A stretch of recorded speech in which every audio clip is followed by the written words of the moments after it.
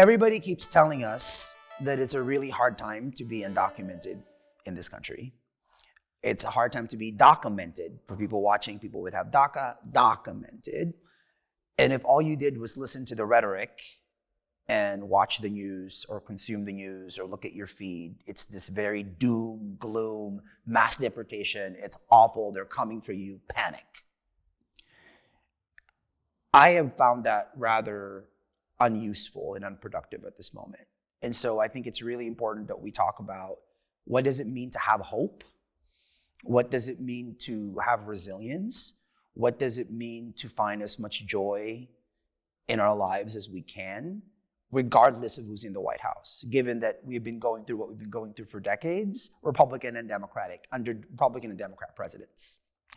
And when I was thinking about this, I thought, let's talk to Yosimar. Okay. So we are here in San Jose, in downtown San Jose, at the MACLA gallery. That is Movimiento de Arte y Cultura Latino Americana. How's that? Perfect. With one of my very favorite people. And I think I've known you now, how long, Yosi? Oh, a couple of years. Yeah, a long time. I think maybe 12 years or so. Yeah. We've known each other. Yeah. And you know this, you are one of my favorite people. You are too. And what I wanted to talk to you about and bring you into this conversation, because I feel like we've been having a 12-year-long conversation. And the thing that you and I have talked a lot about is how do we make sure that we think of being undocumented as a condition that we did not create and not as some sort of an identity. And here we are at MACLA, in which you are the artist in residence. And as far, making sure that I have this clear, the first ever poet laureate of Santa Clara County who happens to be undocumented, correct? And you are the artist in residence of this gallery. So my first question, I guess, is, here we are a few weeks away from the election. How have you been processing it? You know what? It's interesting because I feel like one of the things that I've been focusing on more is like the things that I have control over. Even when the elections were happening, when they were running, the campaigning, I realized that I have no control over that. I can't control that. I can't control people's emotions. I can't control anything. I can only control how it impacts me, how it affects me, and I can only control how I respond to it. And I think it was very important to me to stop being reactionary because I feel like everything was like I needed to respond. And so I decided to just create my little hub with my friends and then focus on my work and focus on like, okay, this is coming down the line. What do I want my work to be? And what do I want to represent in my work that's not reactionary to that? Because I remember like, we always talk about Toni Morrison and how impactful her work has been in our lives. And her saying that racism is a distraction. It keeps you from doing the work. And I take that into mind because I feel like that is what this is, right? All this rhetoric, all this language, all this jargon is me responding to that. I tell you, no, I'm not that, I'm this. And that distracts me from doing my purpose. And so I think for me, this moment right now, it's more solitude and more coming back into myself to figure out, what is it that I do really want to say in my poetry and my work? What is it? What is the meaning that I want to say as opposed to just responding to everything? So I think right now I've just been trying to go inward and trying to just hold space and figuring out what that is for me and also my family. I think for me, the biggest thing is my family. I did this work for my family. Like, I think for me, yes, it's cool that I have these accolades, but for me was like, I knew that by me doing this work, it was going to set a foundation for my family. And so for me now, it's like, I'm okay. I'm not on survival anymore. I don't have to do things just to do them. So I think even that, the luxury of time to be pensive and process where you want your life to be, I think about that, what a luxury and a privilege that is that so many of us don't encounter. To question your own undocumentedness, to have the time to think about what does this really mean? Because you're not a survivor. As a human condition. Yeah. I think that is something where I'm at right now. I actually one of the things I was thinking about knowing that I'll be talking to you, by the way, and this is the first like formal anything we've ever done with each other. So there's a lot happening in my head. But I was thinking about this undocumented people since I found out I was undocumented. It has always been survival mode. How do you survive? So the question of thriving, succeeding, when I first started, when I outed myself as undocumented 13 years ago, people would say, oh, you're so successful. And my response was, wait, I was just trying to survive. Like that wasn't being success wasn't even in my vocabulary. And I'm saying that to you.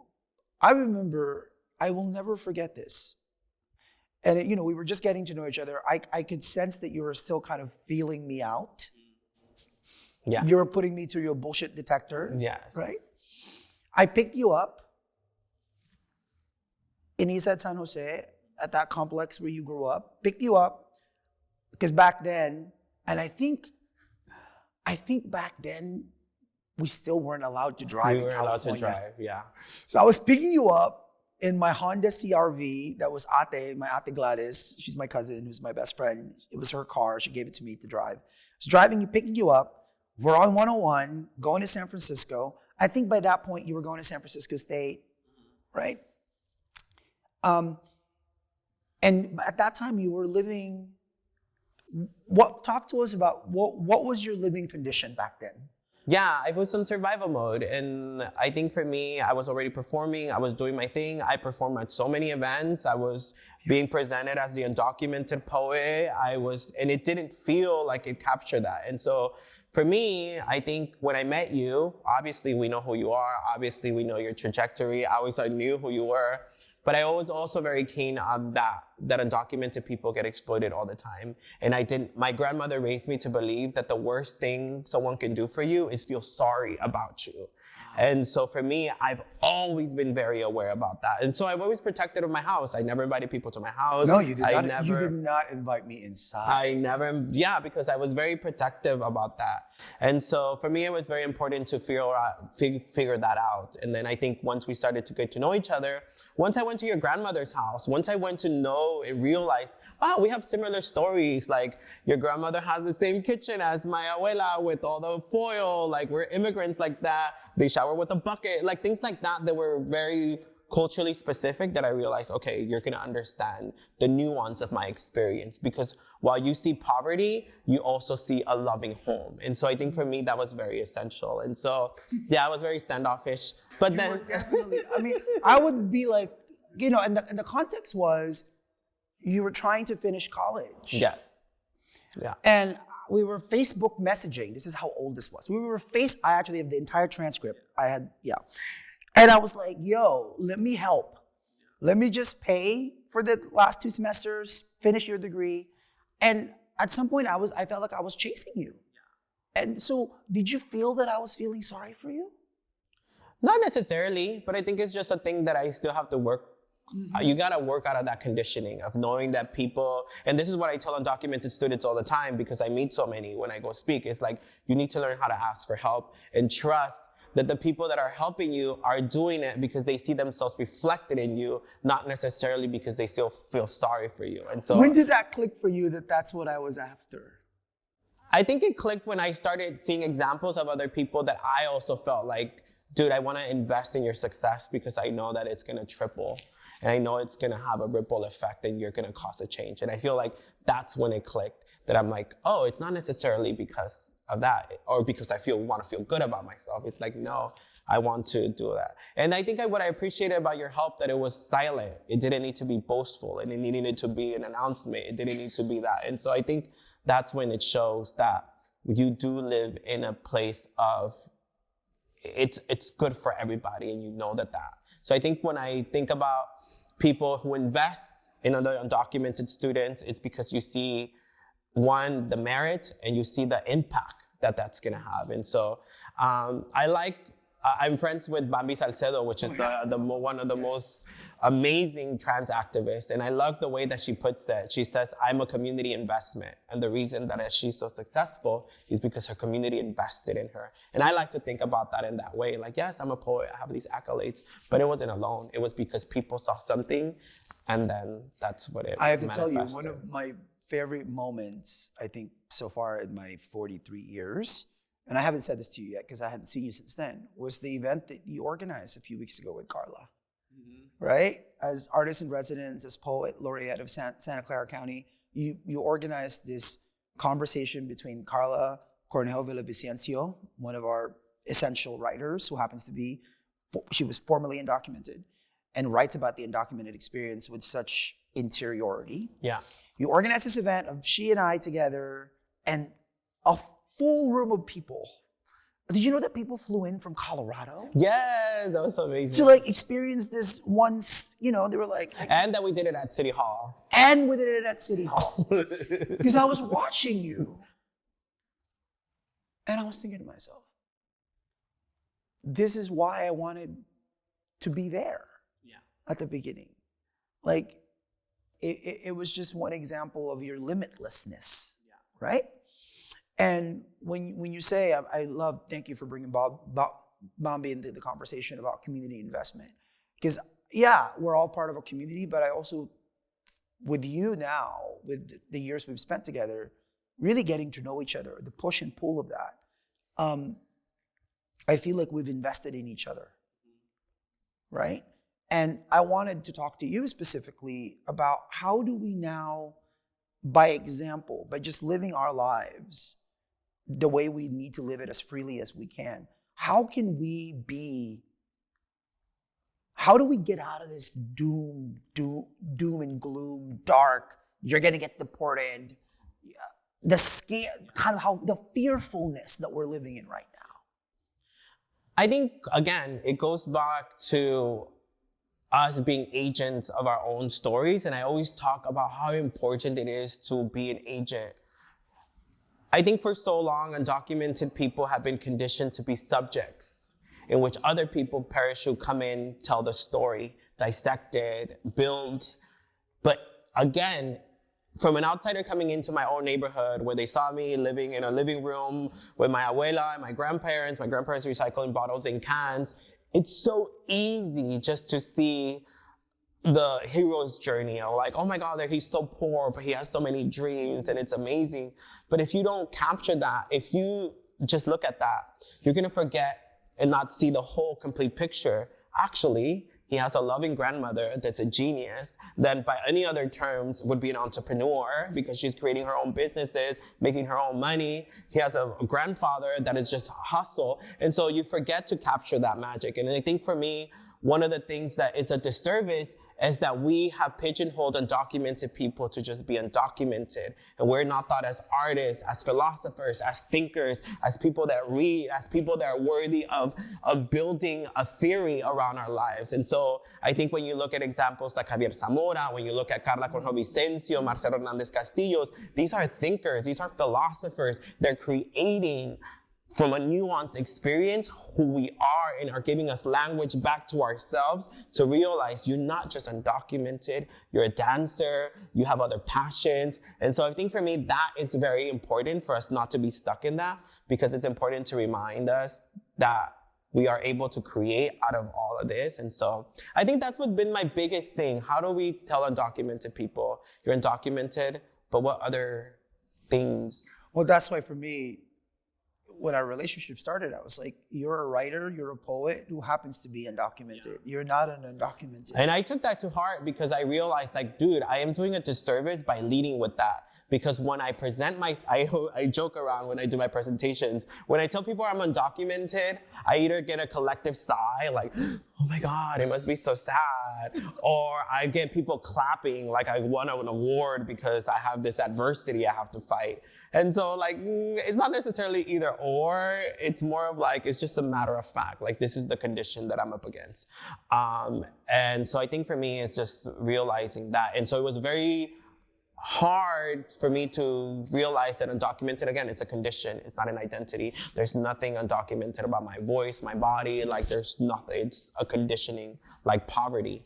The fact is now that because I have DACA, I was able to access upward mobility, and now I'm fine, I'm not poor anymore, but it still informs my train of thought. And so in a similar way, undocumented. It's funny you say that, because sometimes I see that. I see it creep in and I'm like, oh, he knows that it's happening, so I don't say anything. Yeah. You know, I'm like the older kuya who's like, okay, he's gonna figure that out. Yeah. And then he'll call me when he gets stuck one way or the other. Yes. And at that event with Carla, and now it was also, in my experience, the first time I'd experienced you refer to our relationship publicly as this mentorship. Yeah.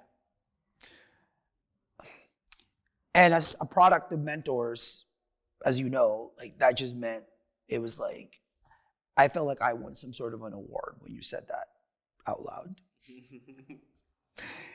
And I'm saying that, can we talk about what that means? Like, how can we now, all the people who are watching who are undocumented in high school or college or in their professional career, may they be a performer or writer or an accountant or whatever, like, what can we talk to them about the need for mentorship and mentors? Yeah. I think it's essential. I didn't realize that. You know, I grew up in schooling and they're like, oh, who are your mentors? Or your mentors, right? And then for me, it was more like, oh, I have my grandma, I have my grandpa. Like, those are the people that I need. Like, those are the people that teach me about life.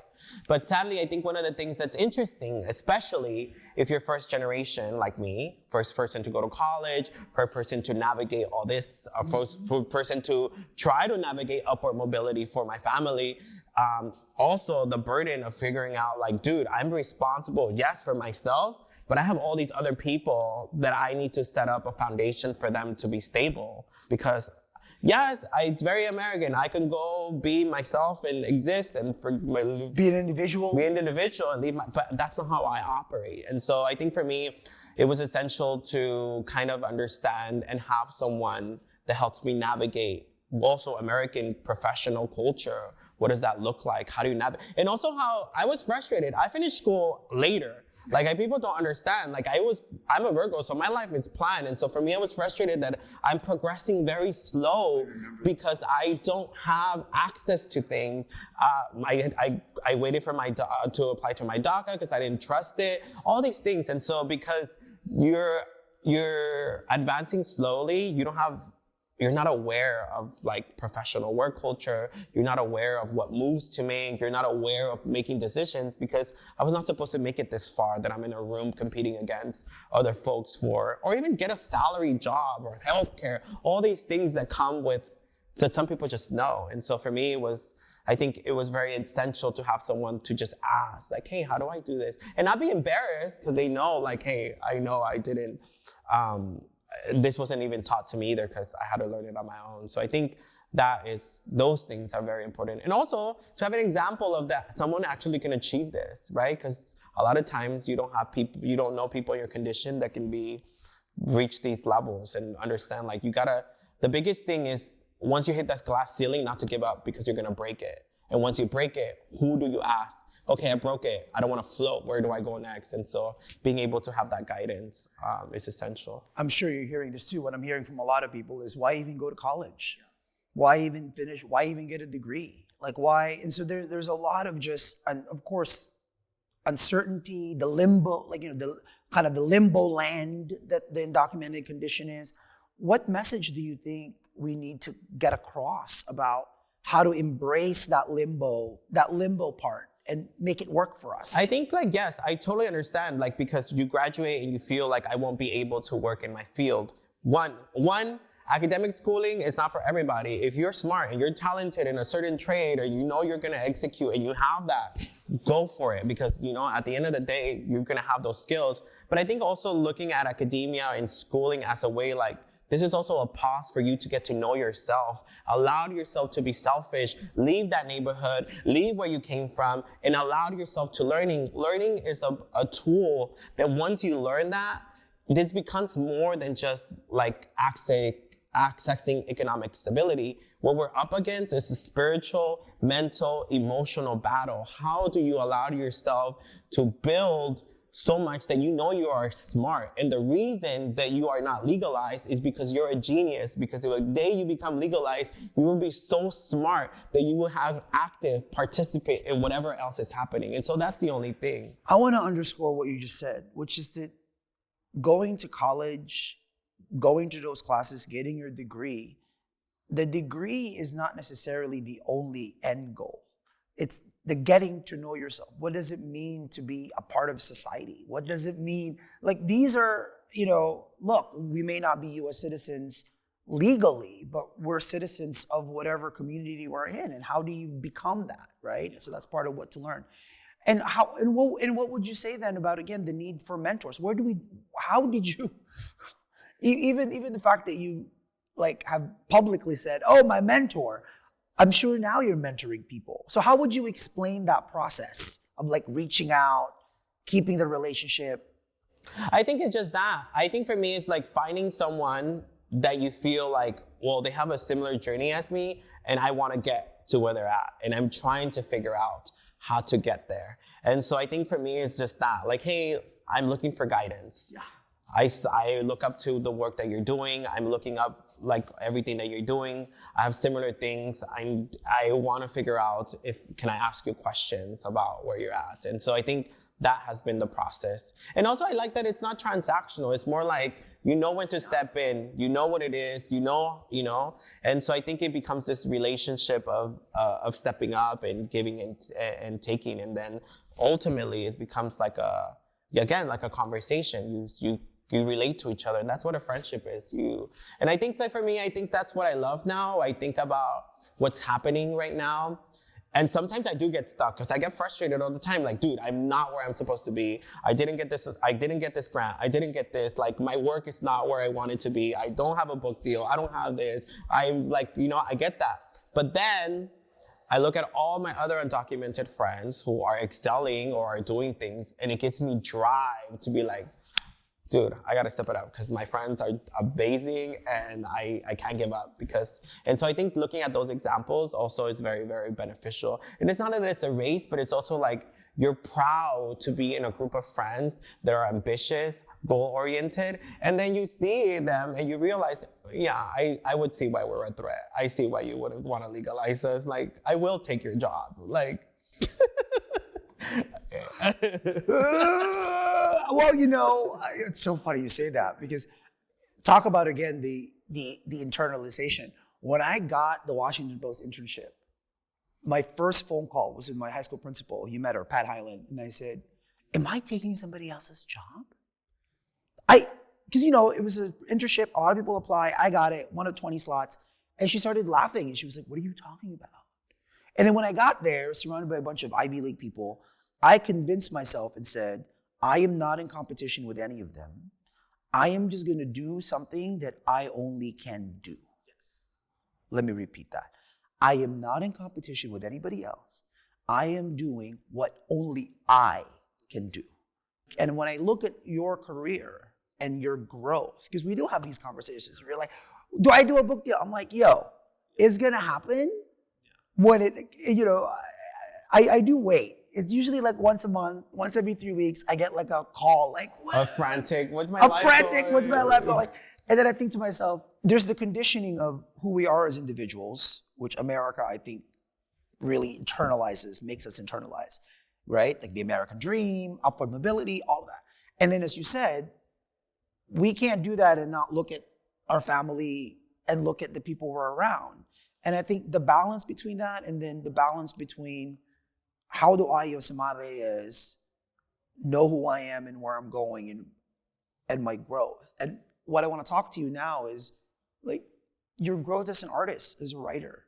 It's been fascinating watching you do that. Who, by the way, right now would you say, who are the people, artists that you're consuming, you're reading? Who are the people you're like, okay, I want to figure out what that looks like creatively? I think for me, again, it so happens that it's just people that I'm in relationship to. Javier, dude, a genius. Like genius. Like I'm like, dude, genius. Carla, genious. Dude, compare them to any other writer, put them side to side. Girl, relax. But it's also because it's a lived experience. It's very nuanced. And so for me, I look at those examples like that is their version of their lived experience. Yes. And I think that I like that what you said about that. We get taught that we're in competition. In this country, you get taught that you're in competition. The reality is, I'm not competing with nobody. I'm living what's authentically me. I have my own lived experience. I can only write what the things that I've known and the things that I've studied, and that's all I can do. And so for me, I think that's also very important to not view your peers as competition. Because I can only tell the story and write the way that I do. It's funny you say that because people ask me that, like, do I feel in competition? No. No. And I actually think, now look, this undocumented condition doesn't give us gifts, but that was one of the things. I was 21 when that happened? Can you imagine as a 21-year-old in this very competitive culture was like, oh, wait, why are they competing with people? Like, we can't, like, what's the point of that? Yeah. Right? And so now though, with your growth, and this is why, look, Yosimar, again, part of our relationship, I'll never forget. So we brought you at Divine American as our first ever artist in residence. What was that, 2014, 13? Yeah. So it was your first full-time job. Yes. Full-time professional salary job. With benefits. Benefits. And then like, how do you fill out a form? How do you answer emails? KK. Yeah. Right? How do you like all of these things that like, right? Now, I think that was interesting because then I was introduced to a team and then, oh my God, like I went to Google my team and these are people that I've worked in these positions. Elizabeth Voorhees, right? Like, it was like, I just graduated. So it was very much that. But seeing you in that context and then, you know, you were our first ever artist in residence and it was really important to make sure that we were learning from you as much as you were learning from us. That it wasn't this transactional thing, right? And that we were not using you as some sort of token or anything, especially because the organization was founded by an undocumented person. So, but I just remembered we developed Prieto there, right? Your one-man show that's been evolving, has been an evolution. And then I was like, how's Yosi keep growing? And then I asked you out for coffee. In that, I think it was in Eagle Rock or Echo Park. Do you remember where we were? We were in Boyle Heights.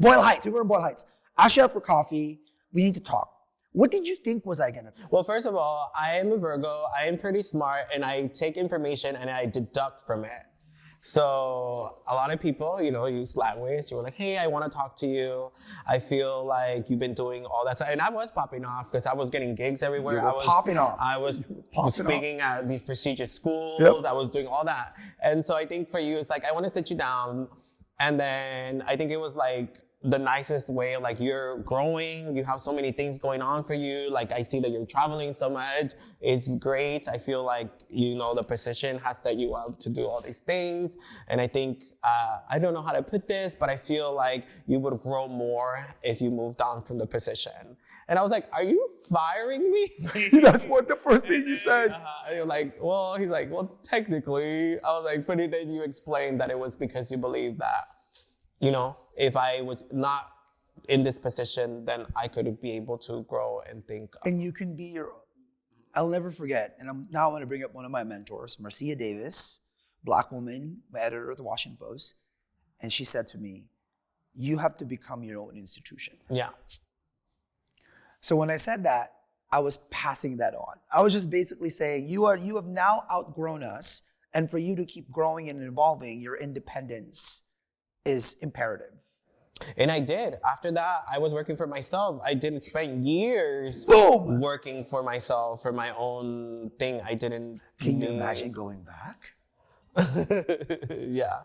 And I think one of the biggest things that I think that I always take to heart, and the biggest lessons was that you told me that I need to position myself to never position yourself in a way that you never have to do things for money, or that you have to say yes to something that you're against just because you need that. And so I think I took that as my planning. I'm like, yeah, and now definitely. Can I be honest? I was so, because, you know, again, we've had so many intense conversations, and I was like, God, I hope I'm making sense. And it's just great. For me, it's been like, oh, he did hear that. He did hear what I said that.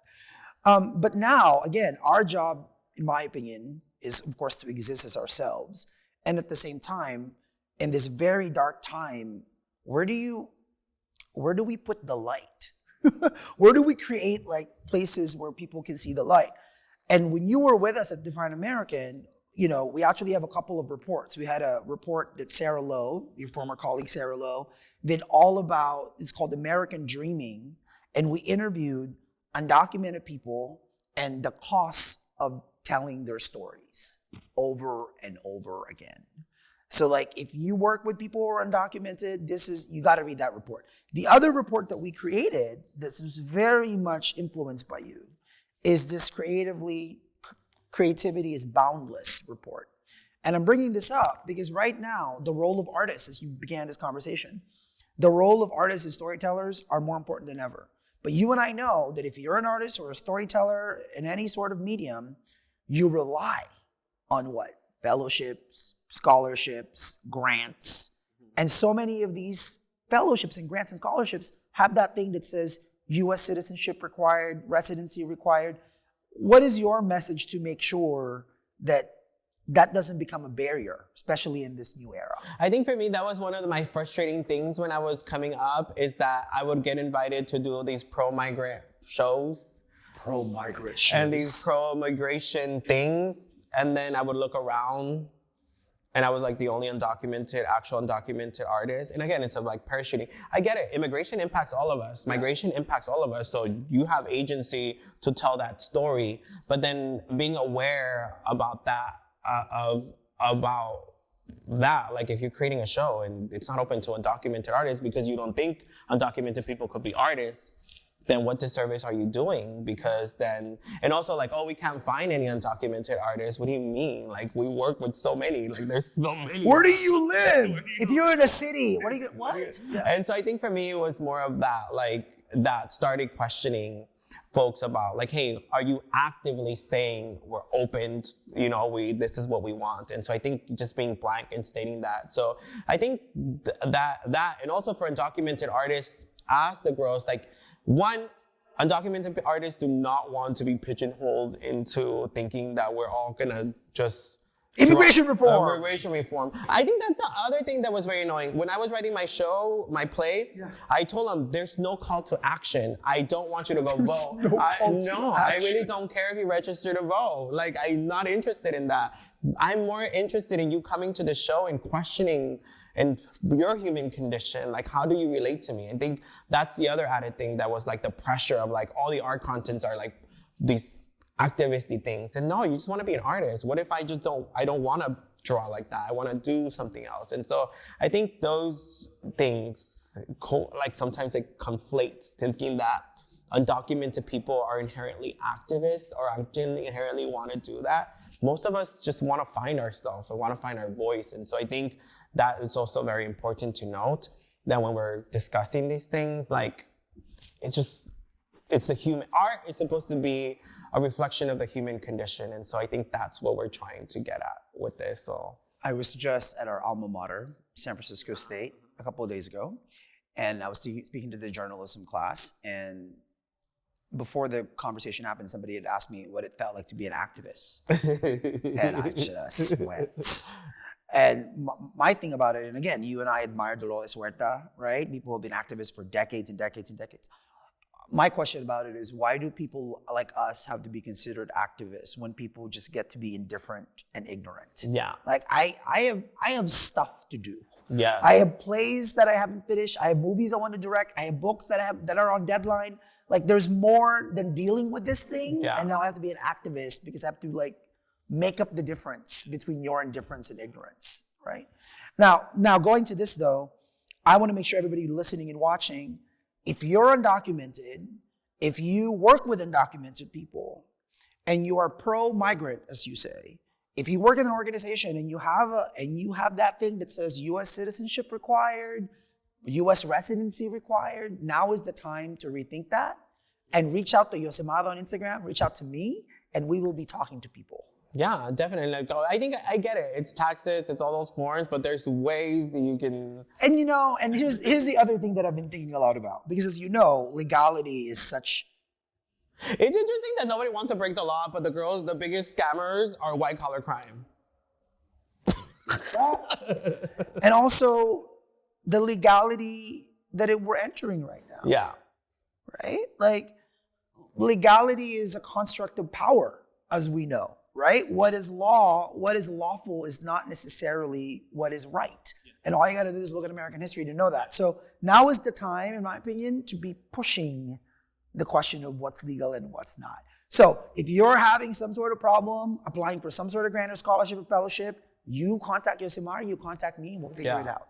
For sure. Yes. Okay, so be prepared because Yes. people are going to be contacting us. Everything that I just described everything is on this guide.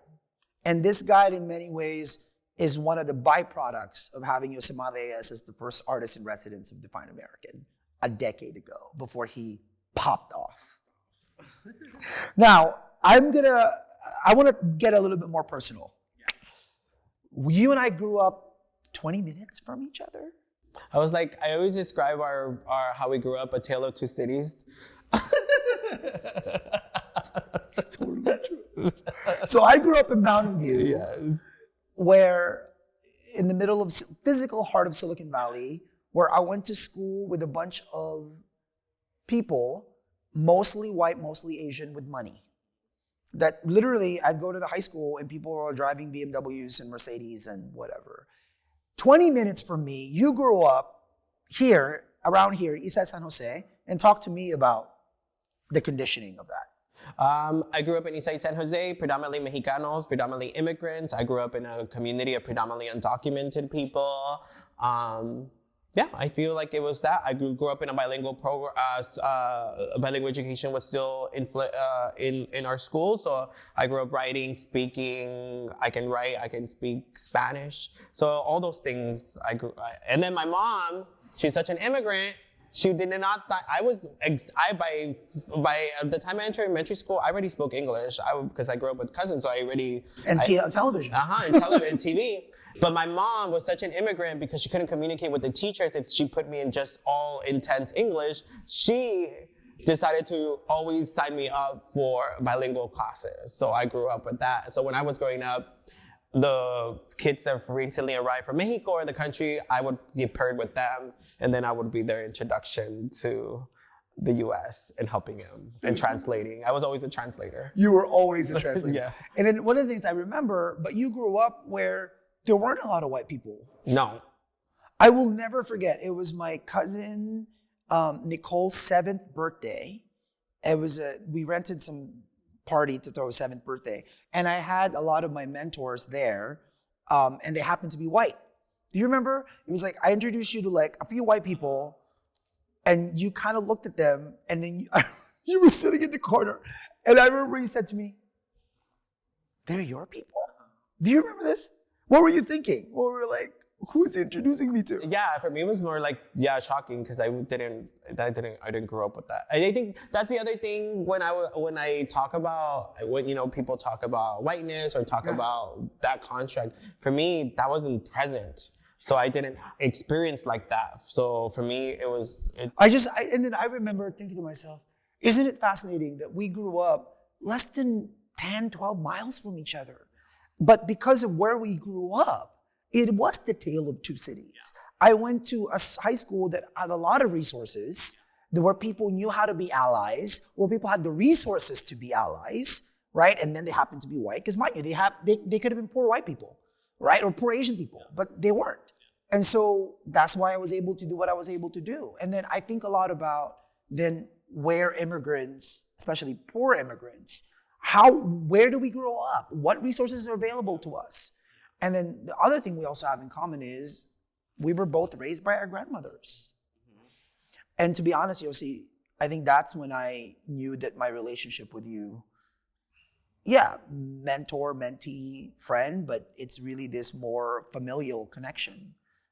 Watching you with your abuela, in many ways, I actually think watching you love your abuela has helped me make sure to find ways that I love my Lola. Yeah. Because I think even though we were both raised by them, we had, there was a lot of nuances and complexities there, right? And how my grandmother thought of my being gay and all of that. And you gave me emotional language for that, that I really needed. I think with all this mess that's happening, all this chaos, because it's all this noise. I feel like I imagine what's happening right now like how I was growing up in that small living room and there was constant noise. My grandma used to feed day labor, so there was hella people in my house all the time. The TV was always on. My grandpa used to drink, so my house was noise. And I had to channel all that and just focus on books. And so I think for me, being able to read and me being able to escape, and that's why I became good at reading, because it was a way to escape. And so I think as I moved out of there, and then I started growing as an artist, and I moved back during the pandemic to San Jose to be a caregiver to my grandmother, I wanted to block out all the noise, and I focused on my grandmother's caregiving as the only thing I had control over. I have no control over how they talk about us. I have no control over that. I have control in creating a place where my grandmother aged with dignity, where my grandmother knows that she is loved, where my grandmother doesn't need papers. I have control over creating the warmth to cover her. And so I think for me, I made it my mission.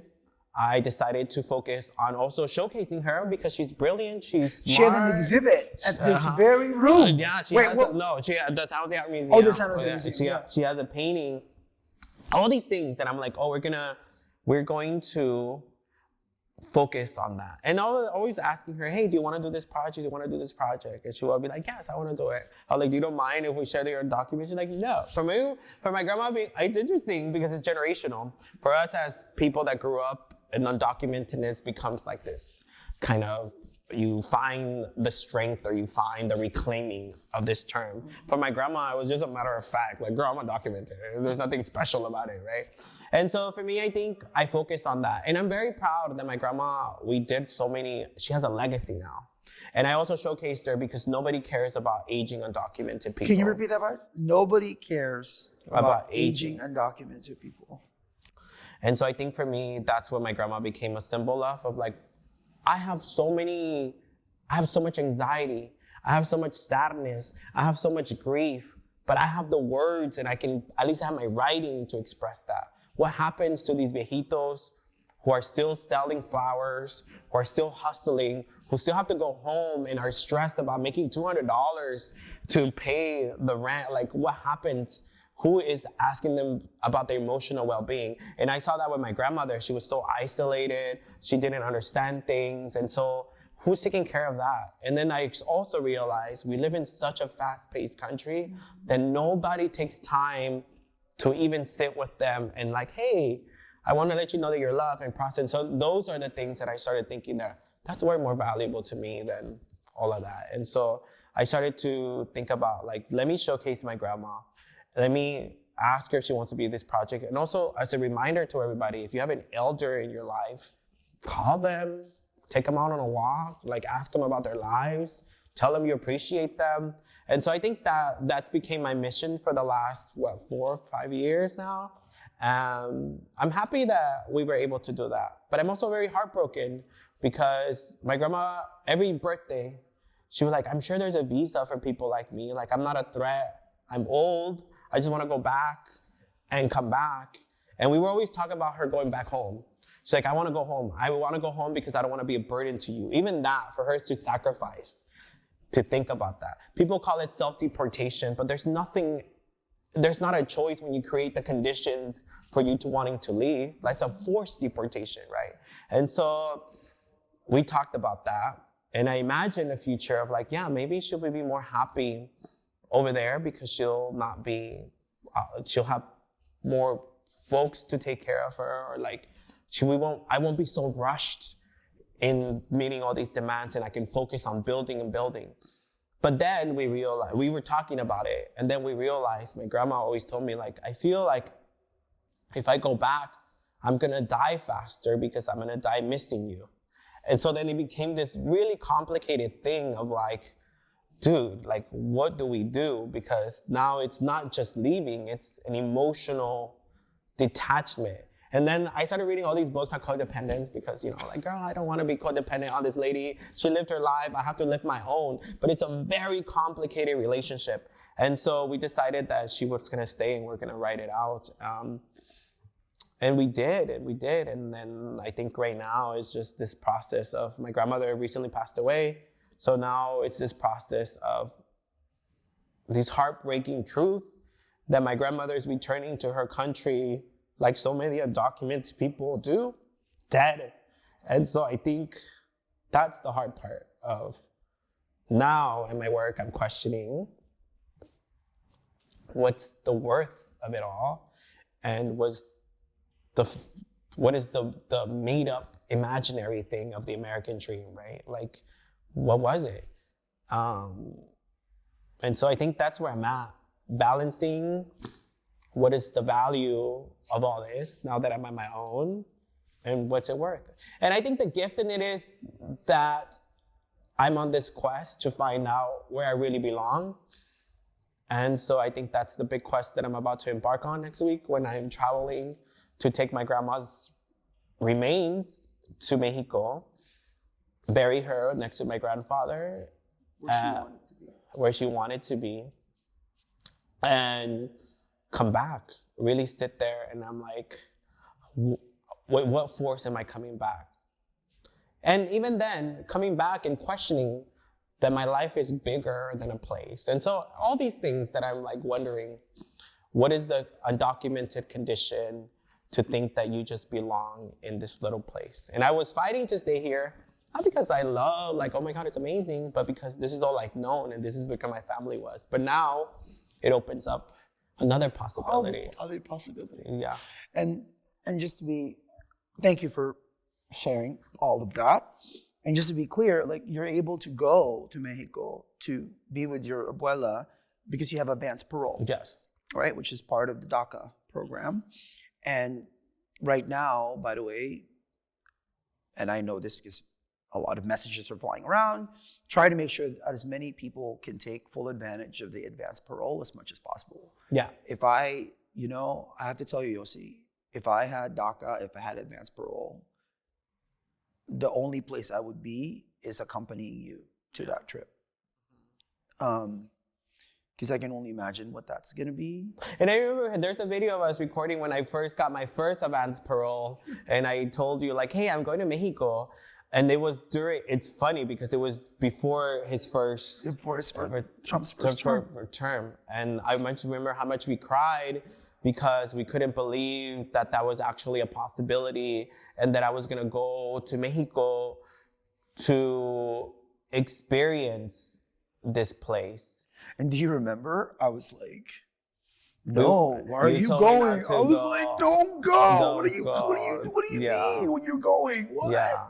I was so being Mama Rose from like you Gypsy. can't go. I was like, you're not going. Everything's gonna, But you did, because, look, I'm just one voice, and you listened to your voice, and you went. And do you remember we were at LAX, welcoming you with an ubi cake from Red Ribbon after you come back? Yeah, definitely. I think that was the biggest thing. But now that I've gotten advanced parole, I got multiple entries, so I've been able to come back. One of the things that I'm very aware about returning is how tense my body gets, because this is supposed to be the forbidden place that I'm never supposed to escape, never supposed to visit. So I'm trying to be present, and I'm trying to imagine the possibilities of that. And I think that's it. Undocumented people just want possibilities of dreaming what our lives can be. And so I think that's where I'm going with the intention. I've been praying, I've been meditating on, like, what is it that this trip that's very heavy that I'm about to embark on, and what is it that I want to come back with? And I'm hopeful. Watching you take care of your abuela and that being your mission, I think all of us, certainly on Instagram, was watching that. I was watching that. What did you learn most about yourself? I think the biggest lesson that I've learned is that I'm capable of loving somebody in that extent. And I don't know if I'm ever going to experience that again. So I think that's the biggest thing that I'm like, wow, like, I can love someone so much that none of this matters. And I can detect when it doesn't, what love is and what it's not. And so at least that, I'm aware of that. So it's going to be very hard for whoever I end up dating. But I think, like, that was the biggest thing that I learned, that I'm capable of loving someone where I feel home. Love is probably the thing that I grapple with the most. Yeah. Because I think upon arriving here and realizing what happened, I think trying to access love and letting love in and letting it has been like a decades long struggle. And this is why I'm a firm believer that watching you go through this process, being at the memorial service, you're giving yourself, and in the process giving us language for that. Making sure that we as people who happen to be undocumented can receive love, can give love, can provide love. I think these are the things that sometimes I wonder, is that what the consequences are of this, the cost of it? That all the walls that we've created and all the borders we have created, when people, it's so funny when people read, because some, people have been reading this book that I wrote called Dear America, and some people write me and say, why does it feel distant? And then I said to a couple of them, because I'm distant. Yeah. You're reading, that's what the consequences of this is, right? And so now I want to ask you, how do you take care of yourself? What is your self-care regimen? You know what? It's interesting because I fail. So everybody asks me, sometimes they ask me that, and I'm like, I'm really bad. I was a caregiver, so my life was always on.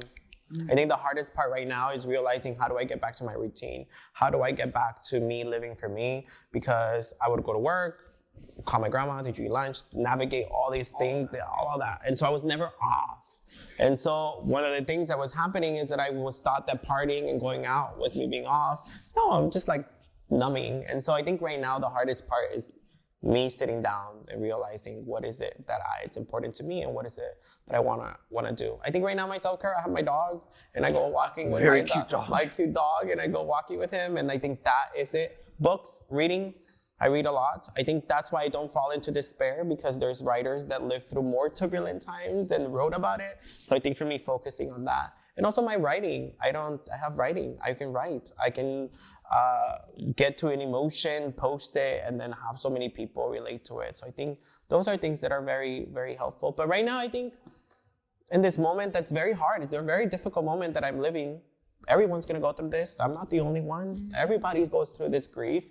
But I'm being mindful about slowing down and being quiet and just listening. I think right now it's a moment to just sit and listen, and whatever message is coming, that's it. That's where I'm at right now, just sitting and quiet. So we have been asking audience questions, and thanks to everybody who has been sending us questions on Instagram and LinkedIn and email. And so I'm going to ask you a question that we got from an audience. And when I got this, I actually saw this question and I was like, whoa, it's a great question. And I can't think of a better person to ask this to. What makes you live boldly instead of tiptoeing? I feel like it's never, my grandma was always that. My grandma was always in command. One of the biggest things for my grandmother was respect. Girl, you cannot disrespect her. You can't throw shade at her because she would catch it and throw it back at you. And so me being witness to the way that I always use this example. My grandmother used to recycle bottles and cans, picking up people's trash. And it's an impacting image, two old people pushing these carts filled with recyclables and a little brown kid behind them. All over San Jose. This guy comes out from a restaurant. I want to take a picture of you guys. And I translate to my grandma. He wants to take a picture of us. And she's like, why? And the guy's like, I want to take a picture of you guys because I want to send it to our politicians so they can see what poverty looks like. I translate it to my grandma. And my grandma's like, yeah, let him take the picture. We take a picture. The guy wants to hand us $5 as a thank you for letting us use that picture. And then my grandma tells him, tell him we don't need the $5, and tell him that, yes, send that picture to whoever he needs to, but also tell them that, yes, we're poor, but we will work for everything we have, and we don't ask anybody for anything. And me being witness to that agency or that. How old were you? I was like 8, and my that taught me like how to live boldly. Girl, I don't take anything from anybody. Everything that I have, I work my ass for. And so I think for me, that is why I live the way that I live. And I'm not making myself small. If I'm a threat to you, Ask yourself why you're not enough. If I am a threat to you, ask yourself why you're not enough. So, words matter. You and I live in words. We make words. All we do is read and write, and they're really the same thing, right? And so when I was thinking about talking to you and what this means, I want to read you this amazing poem that was written by a writer who happens to be undocumented. And it was written right after Donald Trump became president in 2016. I'm going to just start reading it. I love my undocumented people. I love us because every day we wake up to a country that hates us. We wake up, give thanks to God, and go to work, watch the news, hear our own TVs vilify us. We change the channel and pray that tomorrow will be a better day for us. When they give us a little breathing room, we make the most of it. We're so grateful that often we forget we deserve better, that all of this mess is not our fault. We stay low on the radar, want peace, want to exist without the added stress of having to be public about where our spirits ache. We just want to go to work to feed our families. Yet we become scapegoats to a system that is addicted to exploiting the poor. I love my undocumented people because the way our spirits are toyed with, you need some unfathomable strength. I love us because we have constantly had to prove our humanity and constantly done it beautifully. Because to stay human under these conditions, you have to have an understanding of beauty. I love us. Even when our stories are manipulated and exploited, even when we are presented as gloom and doom narratives, I love us because at the end of the day, somehow we always manage to make something out of nothing. I love my undocumented people because being undocumented is not political. It's not physical. It is a condition created to keep us from smiling. But look at us. Thriving. Period. No. Sorry, who wrote this? I wrote that. You wrote that. That's crazy. And you know what's amazing? It's amazing how borderless words are. Mm-hmm. That they just go everywhere. And I can only imagine where these words have gone. And since we started part of this conversation talking about her, when I think of you, right after the election, probably after you wrote that poem, we were going through something, and you texted me this. You said, "You are not a woman, but this is our friendship." Oh, yes. She is a friend of mine. She gathered me, man. The pieces I am, she gathered them and give them back to me in all the right order. It's good, when you got a woman who's a friend of your mind. Toni Morrison. Thank you, Yosimar, for being a friend of my mind and for being a friend of my minds, of our minds.